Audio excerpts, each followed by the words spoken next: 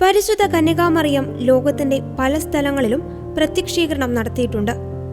സഭയെ യേശുവിലേക്ക് അടുപ്പിക്കുവാനും വരാനിരിക്കുന്ന കാര്യങ്ങളെക്കുറിച്ച് മുന്നറിയിപ്പ് നൽകാനുമാണ് പരിശുദ്ധ കന്യകാമറിയം പല സ്ഥലങ്ങളിലും പ്രത്യക്ഷപ്പെട്ടത്.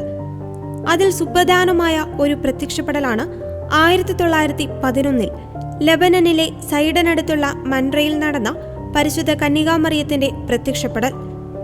ലെബനൻ പർവ്വതത്തിന്റെ പടിഞ്ഞാറൻ താഴ്വരയിലെ സൈഡന്റെ പ്രാന്തപ്രദേശമായിരുന്ന ഒരു കുഗ്രാമമായിരുന്നു മൻറ. ദരിദ്രരായ ആളുകളെ ഉൾക്കൊള്ളുന്നതാണ് മൻറ എന്ന കൊച്ചുഗ്രാമം.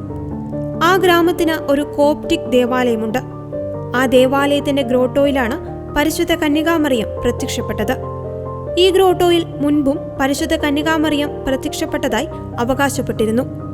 1911 ജൂലൈ 11 രാവിലെ ഈ ഗ്രോട്ടോയിൽ 60ഓളം പേർ കുർബാനയ്ക്കായി രാവിലെ എത്തിച്ചേർന്നു. തുടർന്ന് ഫ്രഞ്ച് വൈസ് കൗൺസിലിനു വേണ്ടി പള്ളിയിൽ ആഘോഷവും നടന്നിരുന്നു. പിന്നീട് ഏകദേശം 5 മണിയോടെ 50ഓളം സ്ത്രീകളുടെ ഒരു സംഘം അത്താഴം കഴിക്കുവാൻ ഗ്രോട്ടോയിലേക്ക് മടങ്ങി. ഏകദേശം 7 മണിയോടെ 7 സ്ത്രീകൾ ഗ്രോട്ടോയുടെ അടുത്തെത്തിയപ്പോൾ ആ ഗ്രോട്ടോയുടെ ചാപ്പലിനുള്ളിൽ ഉണ്ടായിരുന്ന ബലിപീഠത്തിൽ നിന്ന് കണ്ണുകളെ അന്ധമാക്കുന്ന തരത്തിലുള്ള പ്രകാശരശ്മികൾ പുറത്തു വരുന്നതായി വളരെ ദൂരെ നിന്ന് തന്നെ അവർ കണ്ടു.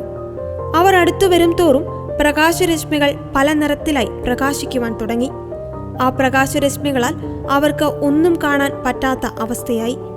പിന്നീട് സമയം പോകും തോറും പ്രകാശത്തിന്റെ തീവ്രത കുറഞ്ഞ പല നിറത്തിലുള്ള പ്രകാശരശ്മികൾ പുറത്തു വരുവാനും അതിന്റെ നടുക്കായി പരിശുദ്ധ കന്യകാമറിയം ഉണ്ണിയേശുവിനെ എടുത്തു നിൽക്കുന്നതായും അവർ കണ്ടു.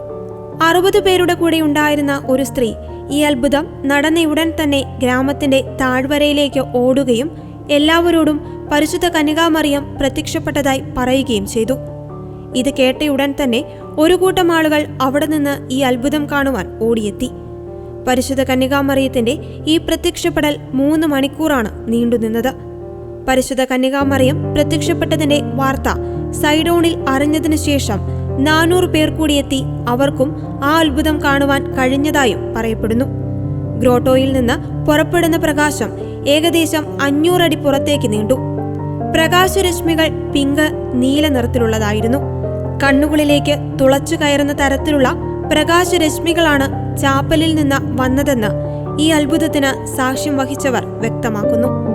പരിശുദ്ധ കന്യകാമറിയം ഒന്നും സംസാരിച്ചില്ലെങ്കിലും കന്യകാമറിയം ചുറ്റും നോക്കുകയും കണ്ണുകൾ ചിമ്മുകയും ചിരിക്കുകയും ചെയ്തുവെന്ന് അവർ പറയുന്നു. ആദ്യം പരിശുദ്ധ കന്യകാമറിയത്തിനെ കാണാൻ അവസരം ലഭിച്ച 60 ആൾക്കാരുടെ പേര് വിവരങ്ങൾ ബറോണസ് വോൺ യുവക് സ്കൂൾ രേഖകളിൽ രേഖപ്പെടുത്തിയിട്ടുണ്ട്. 1911 ശേഷം നിരവധി പേരാണ് ഈ ചാപ്പലിൽ എത്തുന്നത്.